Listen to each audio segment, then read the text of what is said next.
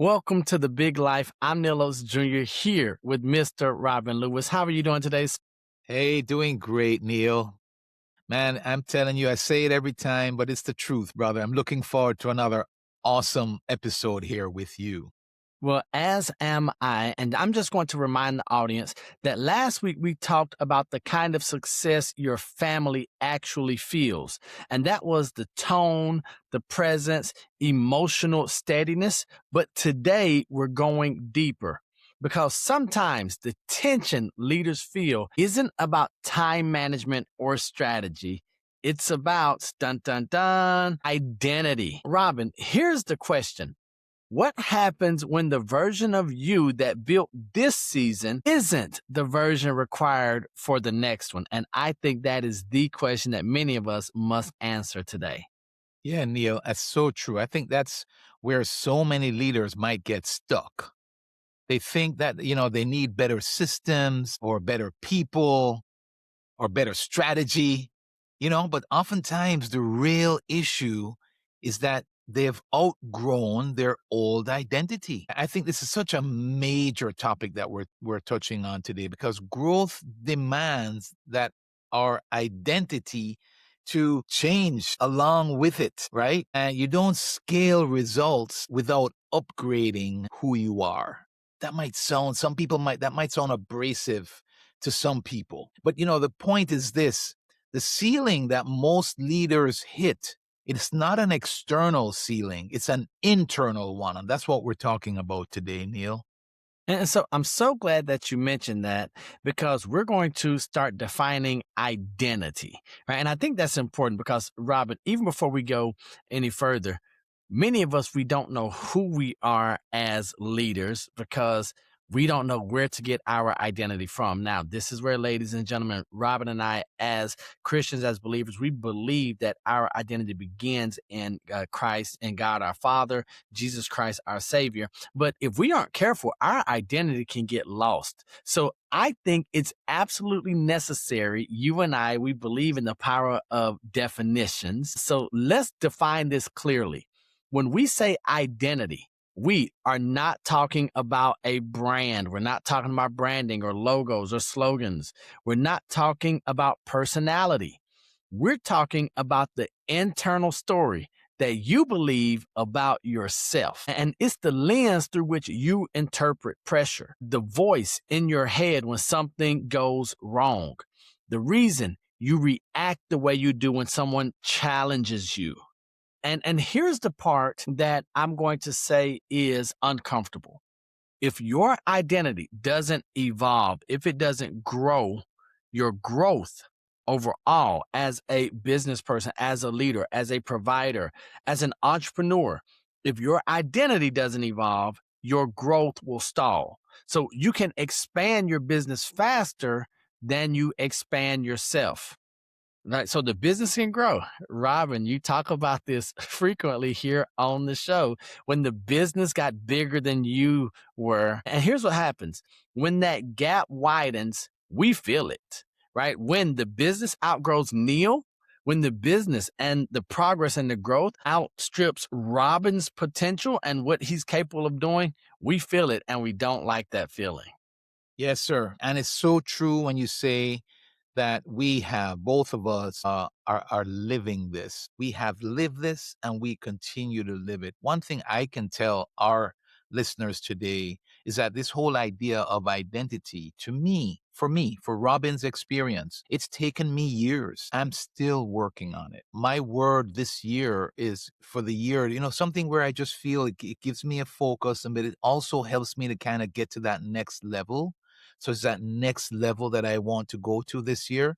My word is grace. And it's grace to give Robin the grace to be fully who he is, to be authentic to who he is, and to recognize that I'm a work in progress. So I'm still, if you think about it, that's still identity that I'm working on. And grace is a part of that, and I believe that there's some shifts that need to take place, Neil. So we're going to share with our listeners today a few of those shifts that we will call identity shifts that we're suggesting that they need to take. And so the first shift is going from a doer to a developer. From a doer to a developer. You built the early days by doing everything. And that's what we mean by a doer, right? You were the closer.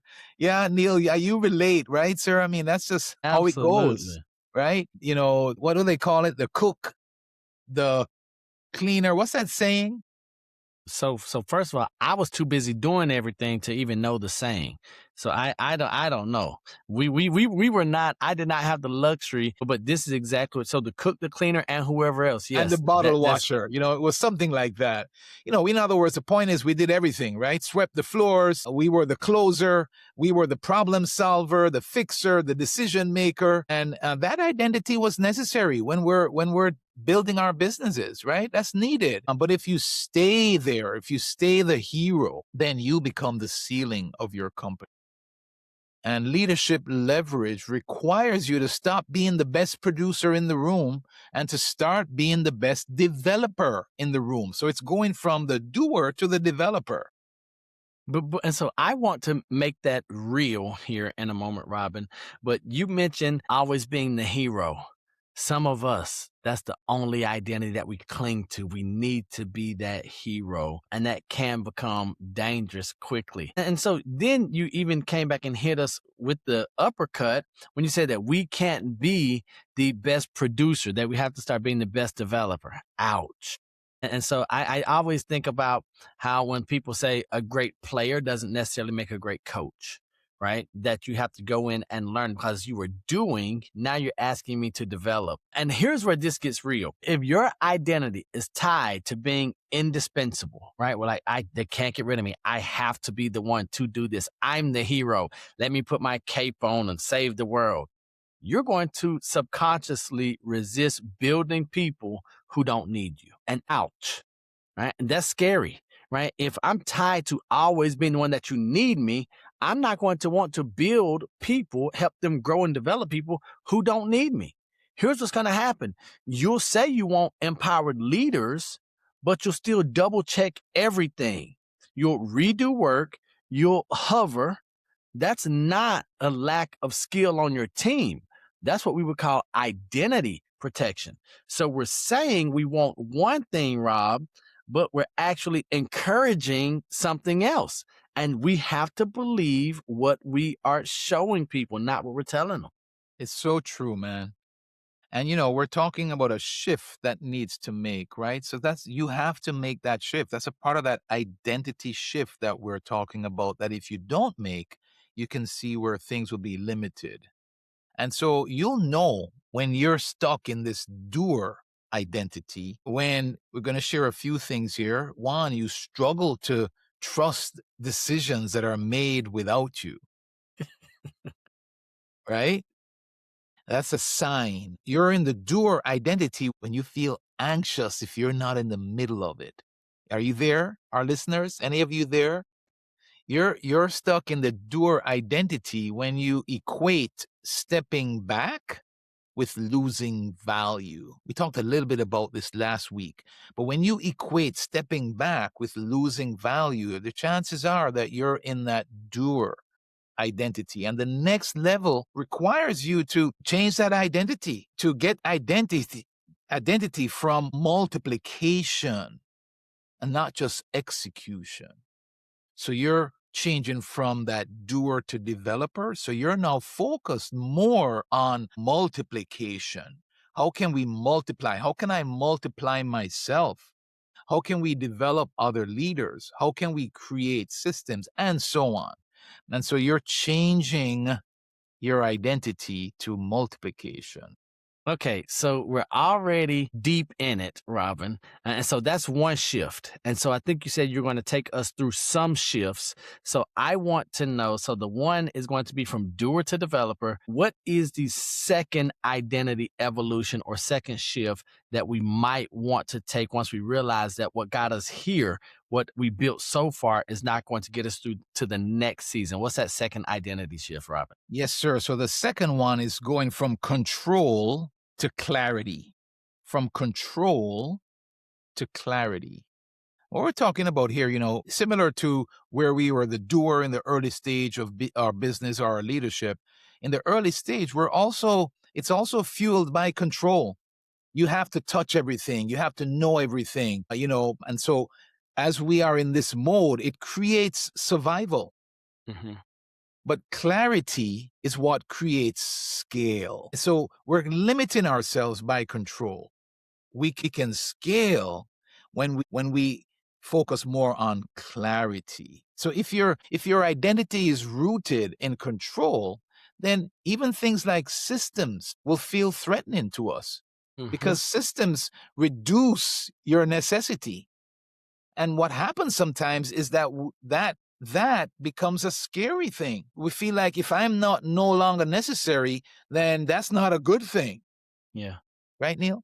And so, Robin, here's something that I want to make sure that our audience, because we have a peculiar audience. We are not the mediocre many. We are the elite few. We are leaders. We are strivers. We are achievers. Here's something that we need to hear.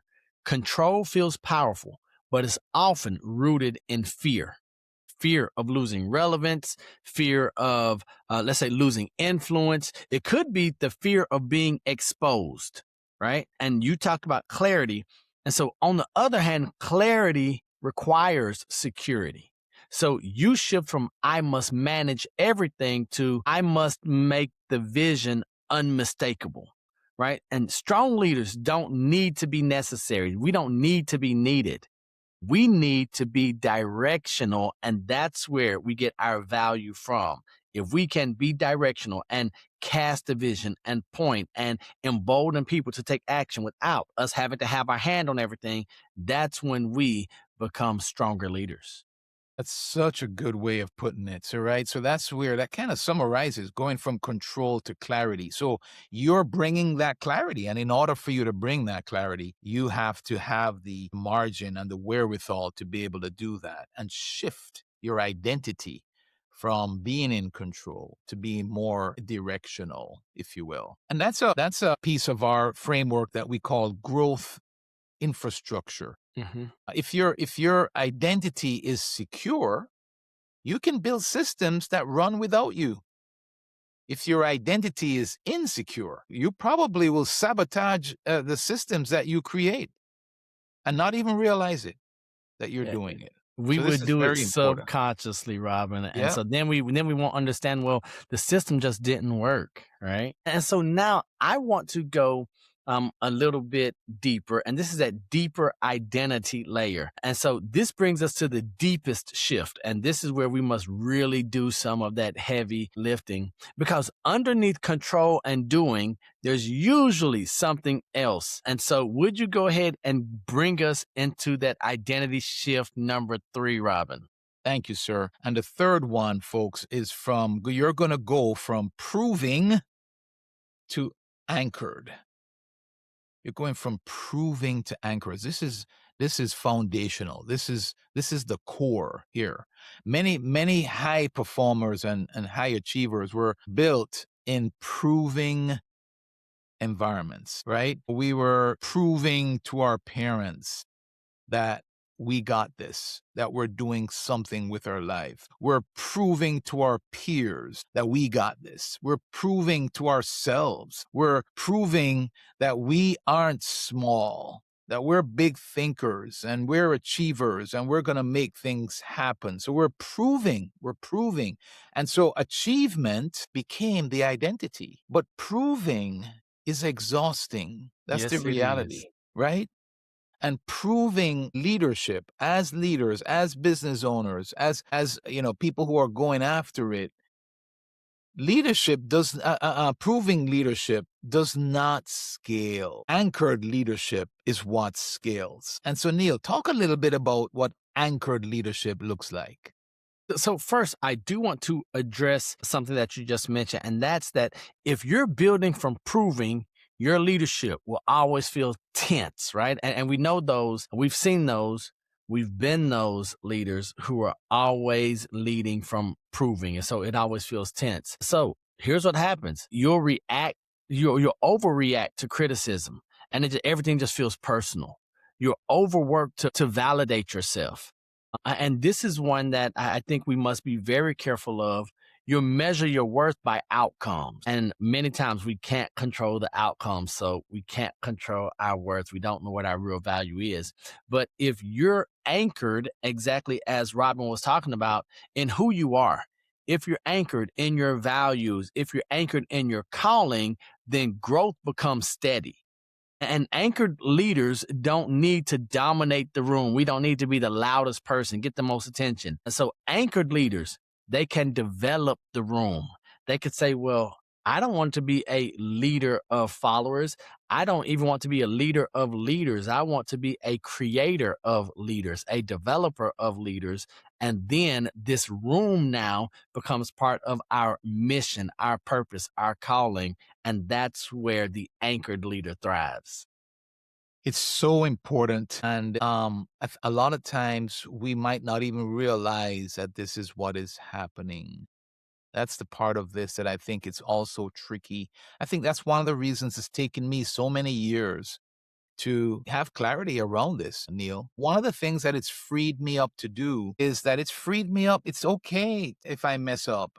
It's okay. You know, that's I'm a work in progress. I know who I am. I know what I represent. I know what I'm about. I know my purpose and my calling. And I know that I'm a work in progress. You know, I can't tell you the freedom that that's given me now on a just daily basis, no matter where. You know, Neil, this where it showed up, and I've shared with our listeners before, is on the pickleball court. Something as simple as playing sports.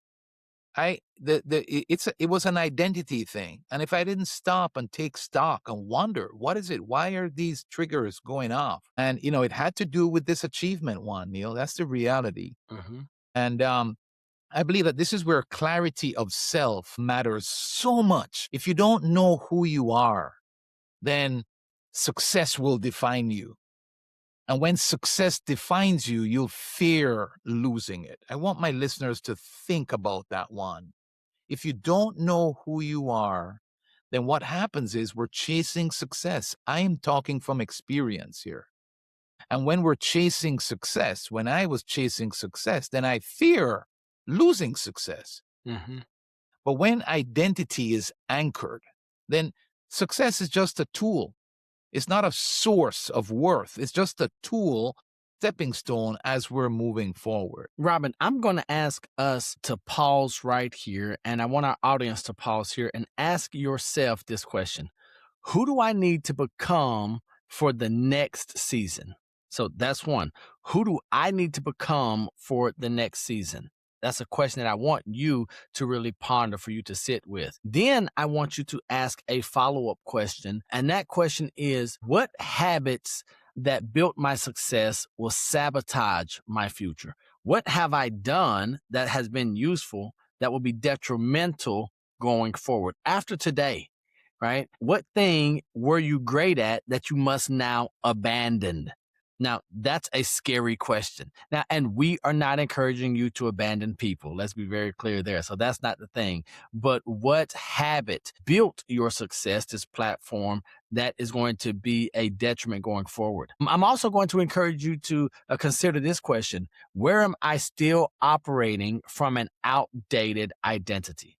Many of us are adults who are operating from an identity from childhood, or maybe something that we experienced while we were in our early 20s or teen years. So where am I still operating from an outdated identity? And the reason I want you to ask those questions of yourself to yourself is because there's a truth.